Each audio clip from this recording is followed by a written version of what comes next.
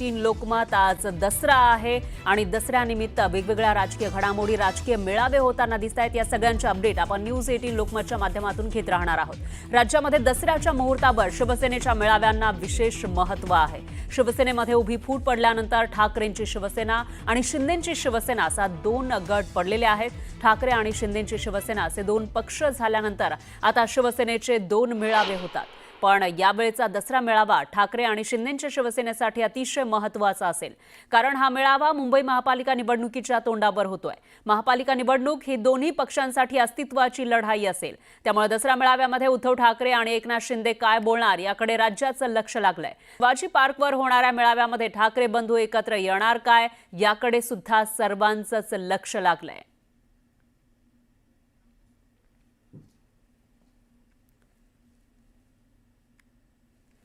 आणि याविषयीची अपडेट आपण घेणार आहोत। आपले प्रतिनिधी उदय जाधव हे नेस्को सेंटर गोरेगाव या ठिकाणावरून आपल्यासोबत जोडले गेले आहेत। श्रीकृष्ण आवटी हे शिवाजी पार्कवरून आपल्यासोबत जोडले गेले आहेत। श्रीकृष्ण तुमच्याकडे सगळ्यात आधी मी येते। इथं ठाकरेंचा मेळावा होतोय, सध्याची काय परिस्थिती आहे? कारण कालपर्यंत पाऊस होता आणि आताही थोडा फार रिमझिम पाऊस पडताना दिसतोय।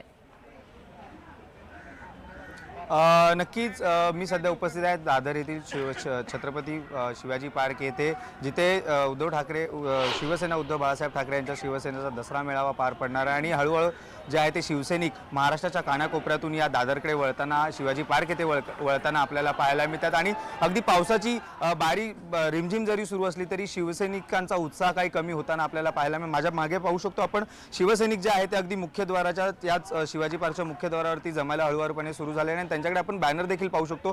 ठाकरे बंधू एकत्र येण्यासाठी होय आम्ही प्रयत्न केला असा देखील आशय द्या। आणि सगळीकडे जे बॅनर आपल्याला पाहायला मिळतात आणि ठाकरे नावाची दहशत अबाधित राहण्यासाठी दोन भाऊ एकत्र येणे ही काळाची गरज आहे अशा आशयाचं देखील जे बॅनर जे आहेत ते सर्व शिवसैनिक वेगवेगळ्या महाराष्ट्राच्या कानाकोपऱ्यातून वेगवेगळ्या जिल्ह्यातून आलेले आपल्याला पाहायला मिळतात। आणि अगदी पाहायला गेलं तर मराठी मेळावा विचार ठाकरेंचा आवाज महाराष्ट्रांचा असा आशय देखील जे आहे ते बॅनरवरती आपल्याला पाहायला मिळतं। आणि खरं तर या संपूर्ण मेळाव्यात महाराष्ट्राच्या कानाकोपऱ्यातून जे शिवसैनिक आलेले आहेत आणि खरं तर पाहायला गेलं तर जो आता पूर आलेला होता आणि संपूर्ण पूरग्रस्त परिस्थिती आपल्याला मराठवाड्यात पाहायला मिळाली, त्या मराठवाड्यातून देखील काही लोक आलेले आहेत। काय सांगाल, तुमच्याकडे पूर परिस्थिती निर्माण झालेली आहे, अनेक नुकसान देखील झाले आहेत, तरी तुम्ही आज मेळाव्यासाठी दादर येथे मुंबईत आलेलात, काय सांगाल? पूर परिस्थिती आमच्याकडे जवळपास 1 महिन्यापासून सतत पूर परिस्थिती आहे आणि आमच्या नुसत्या 1-2 जिल्ह्यातच नाही, छत्रपती संभाजीनगरमध्ये तर संपूर्ण मराठवाड्यामध्ये महाभयंकर पूरस्थिती जवळपास 1 महिन्यापासून निर्माण झालेली आहे।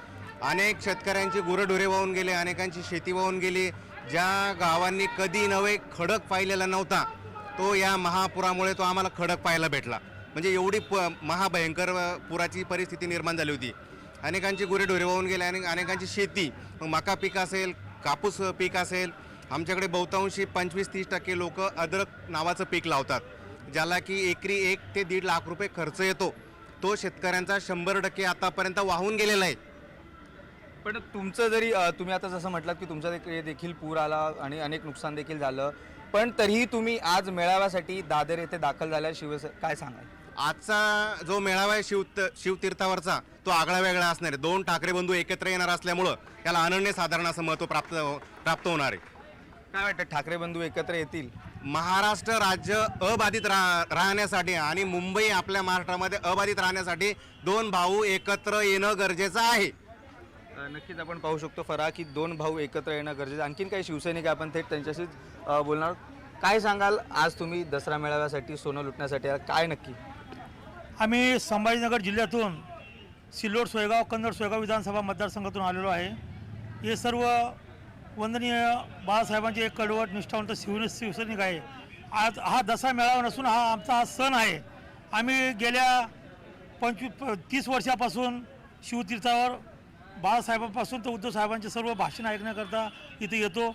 वर्षभराचा आम्हाला एक टॉनिक आहे। आज साहेबांचं भाषण ऐकून आम्ही गावाकडे जाऊन त्याचे आम्ही वर्षभर आम्ही आमच्या ग्रामीण भागामध्ये त्यांचं एक ज्यांनी जे 2 म्हणजे मुख्यमंत्री असताना 2 लाखाची कर्जमाफी केली होती, ते शेतकऱ्यांना आम्हाला जाणीव आहे। आणि अख्ख्या महाराष्ट्रामध्ये 36 जिल्ह्यापैकी 30 जिल्हे आज दुष्काळग्रस्त आहे। शेतकऱ्यांची गुरंढोरं वाहून गेली, ट्रॅक्टर वाहून गेले, काही गोरगरिबांचं सर्व घराचं साहित्य वाहून गेलं. आज त्यांना जीवन जगण्यासाठी कुठल्याही प्रकारचं सामान नाही. आज शेतकरी बरोबर 10 आहे. वर्ष शेतकरी आज उठू शकत नाही अशी परिस्थिती झाली आहे. आमच्याकडे सर्वात जास्त मका, कपाशी, सोयाबीन सर्व नष्ट झालेलं आहे. आणि आज जर देवेंद्र फडणवीस सरकारला जर कर्जमाफी शेतकऱ्याला करायची असेल का शेतकऱ्याला मदत करायची असेल तर त्यांना पंजाब सरकारच्या धर्तीवर हेक्टरी 50,000 मदत नक्कीच करावी. आपण पाहू शकतो पूर्ण शिवसैनिक जे आहे ते आता छत्रपती शिवाजी महाराज पार्क येथे जे आहे ते हळूवारपणे जमायला झाले. जरी पावसाची रिपरिप असली तरी काही शिवसैनिकांचा उत्साह काही कमी झालेला आपल्याला पाहायला मिळत नाही. बरोबर आहे श्रीकृष्ण. एकूणच मोठ्या संख्येनं गर्दी या ठिकाणी दिसते. त्यामुळे आता संध्याकाळी उद्धव ठाकरे काय बोलणार याकडे लक्ष आहेच. यानंतर जाऊयात गोरेगाव नेस्को सेंटर या ठिकाणावरून आपले प्रतिनिधी उदय जाधव आपल्यासोबत जोडले गेले आहेत. उदय, काय सांगाल? शिंदेच्या शिवसेनेचा मेळावा होतोय, अगदी दीड तास राहिलेला आहे ऍक्च्युअल जो कार्यक्रम आहे तो सुरू होण्यासाठी. सध्याची स्थिती काय आहे, काय दृश्य दिसते? मी नेस्को येथील एक्झिबिशन सेंटरला आहे आणि तिथे थोड्याच वेळात शिवसेनेचा दसरा मेळावा जो आहे त्याला सुरुवात होणार आहे. सध्या इथे आपण पाहत असाल की माझ्या मागे गोरेगावच्या नेस्को सेंटरमध्ये तयारी जी आहे ती पूर्ण झालेली आहे. पुढील काही वेळातच शिवसैनिकांचं आगमन इथे मोठ्या संख्येने होणार आहे. सध्या इथे मुंबई पोलीस संपूर्ण परिसराची तपासणी करत आहेत. त्याचबरोबर बॉम्ब डिटेक्शन जे फोर्स आहे ते देखील इथे संपूर्ण तपासणी करत आहे. त्यांची संपूर्ण तपासणी पूर्ण झाल्यानंतरच शिवसैनिकांना या नेस्को सेंटरमध्ये आतमध्ये प्रवेश जो आहे तो दिला जाणार आहे. आपण समोर पाहत असाल जवळपास 100 फूट लांबीचा मोठा स्टेज जो आहे तो उभा करण्यात आलेला आहे आणि या स्टेजवरती शिवसेनेचे सर्व आमदार, खासदार, नेते यांना इथे स्थान देण्यात आलेलं आहे. आणि त्यानंतर सगळ्यांचं प्रमुख लक्ष असणार आहे ते म्हणजे शिवसेनेचे मुख्य नेते उपमुख्यमंत्री एकनाथ शिंदे यांच्या भाषणाकडे. ते त्यांच्या भाषणात नेमकं शिवसैनिकांना कशा प्रकारे मार्गदर्शन करणार आहे आणि पुढील राजकीय ध्येय धोरणं काय असतील या संदर्भात ते अधिक मार्गदर्शन शिवसैनिकांना करणार आहेत. मात्र सगळ्यात महत्त्वाचं म्हणजे येणाऱ्या स्थानिक स्वराज्य संस्थांच्या निवडणुका आणि मुंबई महानगरपालिकासह राज्यातील सर्वच महानगरपालिकांच्या ज्या प्रलंबित महानगरपालिकांच्या निवडणुका होणार आहेत त्या संदर्भातलं आहे. या संदर्भातलं निवडणुकीचं रणशिंग या दसरा मेळाव्यातून फुंकलं जाणार का हे पाहावं लागणार आहे. जसं सगळ्यांचं लक्ष छत्रपती शिवाजी महाराज मैदान येथील ठाकरे बंधू एकत्र येतात का याकडे लागलेलं आहे. तसंच महायुतीचं देखील एकूण निवडणुकीचं रणशिंग जे आहे ते या मेळाव्यातून फुंकलं जाईल का याकडे देखील सर्वांचं लक्ष लागलेलं आहे. सगळ्यात महत्त्वाचं म्हणजे राज्यामध्ये ओला दुष्काळ जो आहे तो सुरू झालेला आहे. आपत्तीग्रस्त शेतकरी मोठ्या संख्येने आहे, आक्रोश करत आहेत. त्यांना मदतीचा हात जो आहे तो शिवसेनेने मोठ्या प्रमाणात केलेला आहे. उपमुख्यमंत्री एकनाथ शिंदे यांनी जी पत्रकार परिषद घेतली होती त्या पत्रकार परिषदेमध्ये त्यांनी स्पष्टपणे सांगितलं होतं की आम्ही दसरा मेळावा पारंपरिक जो मेळावा आहे तो करणारच. मात्र त्याचबरोबर जो आपत्तीग्रस्त शेतकरी आहे त्यांना मात्र आम्ही मदतीचा हात देणार आहे. त्यांना मदतीचं तोरण जे आहे ते शिवसेना सर्वप्रथम बांधणार आहे. त्यांचा दसरा आणि दिवाळी गोड करणार आहे आणि मगच आम्ही आमचे दसरा मेळावा जे आहे ते साजरे करणार. त्यानुसार उपमुख्यमंत्री एकनाथ शिंदे यांनी त्यांच्या शिवसैनिकांच्या मार्फत अनेक मदतीचा जो ओघ आहे तो आजच्या या कार्यक्रमामध्ये सुद्धा उपमुख्यमंत्री शिंदे याविषयी काही बोलतात का याकडे लक्ष असेल. याविषयीची अपडेट आपण घेत राहूयात. यानंतर जाऊया सुमित सावंत दादरवरून आपल्यासोबत जोडले गेले आहेत, त्यांच्याकडे जाऊयात. सुमित, काय सांगाल? शिवाजी पार्क जवळ आहे आणि दादर मार्केटमध्ये सुद्धा एरवी प्रचंड गर्दी असते. आज दसरा आहे, कशा पद्धतीची स्थिती तुम्हाला दिसते? काय चित्र दिसते आजूबाजूला? मी तुम्हाला थेट इथलं हे दृश्य दाखवतो. इथे हे घर राज ठाकरेंचं म्हणजे या परिसरात मी आहे आणि इथला रस्ता सध्या बंद केलेला आहे. रस्ता बंद केला आहे आणि कोणतंही वाहन इथून येऊ जाऊ दिलं जात नाही आहे. दुसऱ्या बाजूला पोलिसांचा देखील फौजफाटा इथे मोठा तैनात करण्यात आलेला आहे. तिकडे पोलिसांनी समोर आत जाण्यासाठीचा रस्ता आहे, म्हणजे शिवाजी पार्कमध्ये आत जाण्याचा हा रस्ता आहे आणि त्या रस्त्यावर देखील पाऊस आता रिमझिम पाऊस सुरू झाला आहे. एका बाजूला चिखल होतं पण सुकलेलं होतं, पण आता जर पाऊस असा सुरू झाला तर मग चिखल आणखी वाढेल आणि त्यानंतर मग आत बसणं कठीण होऊ शकतं किंवा खुर्च्यांवरच बसावं लागेल, कुठेही उभं राहता येणार नाही आहे. आणि चिखल जर वाढलं तर इथे आत जाणारी वाहनं म्हणजे अगदी उद्धव ठाकरेंचं वाहन जरी असेल तरी ते देखील आत जाणं कठीण होऊन जाईल. तर दुसऱ्या बाजूला आता पावसाच्या नंतर आता तरीही पाऊस कितीही असेल तरी शिवसैनिकांना थांबवू शकत नाही. शिवसैनिक हळूहळू जमायला सुरुवात झालेली आहेत. संध्याकाळी 5 नंतरची वेळ आहे, त्यामुळे आता हळूहळू शिवसैनिक सगळे यायला लागले आहेत. सगळ्या राज्यभरातून शिवसैनिक येतात आणि 1 लाखापेक्षा अधिक शिवसैनिक जमा होतील इथे असं स्थानिक आमदारांकडून किंवा विभाग प्रमुखांकडून सांगितलं जातं आणि तशी जय्यत तयारी देखील करण्यात आलेली आहे. पण दुसऱ्या बाजूला उद्धव ठाकरे नेमकं आज काय मार्गदर्शन करणार? कारण दरवर्षी ज्यावेळेला दसरा मेळावा असतो, दसरा मेळावा हा शिवसैनिकांसाठी असतो, शिवसैनिकांना ऊर्जा देणारा. आणि दुसरं म्हणजे शिवसैनिकांना पुढच्या वर्षीची काय तयारी असेल किंवा वर्षभरामध्ये काय काय कार्यक्रम हाती घ्यायचे आहेत किंवा काय काय आपली योजना असणार आहे, पुढची दिशा पक्षाची काय असणार आहे हे दसरा मेळाव्यामधून सांगितलं जातं. आणि म्हणूनच शिवसैनिक सगळे दसरा मेळाव्यासाठी जमा होतात. ताई, कुठून आलात तुम्ही? शाहूवाडी. शाहूवाडी कुठे आला? कोल्हापूर जिल्ह्यातून आलो आहे आम्ही. शिवसेनेचे सर्व पदाधिकारी हे आमचे तालुका प्रमुख आहेत शिवसेनेचे. बरं, काय तालुका प्रमुख साहेब, किती सगळे तुमचे कार्यकर्ते येतात कोल्हापूरमधून? कोल्हापूरमधून आमच्या शेवट तालुक्यातून हां, 1000 कार्यकर्ते आलेले आहेत, अजून ऑन द वे आहेत. अच्छा, तर 1000 कार्यकर्ते आलेत आणि आणखी कार्यकर्ते येत आहेत आणि आणखी शिवसैनिक संध्याकाळपर्यंत जमतील आणि बरोबर आहे, शिवाजी सुमित. पार्क पूर्णपणे भरला जाईल असं सध्या कार्यकर्ते सांगतात.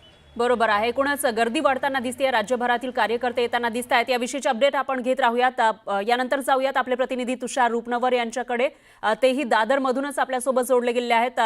सध्या तुम्ही कुठे आहात तुषार, आणि काय चित्र तुम्हाला आजूबाजूला दिसतंय?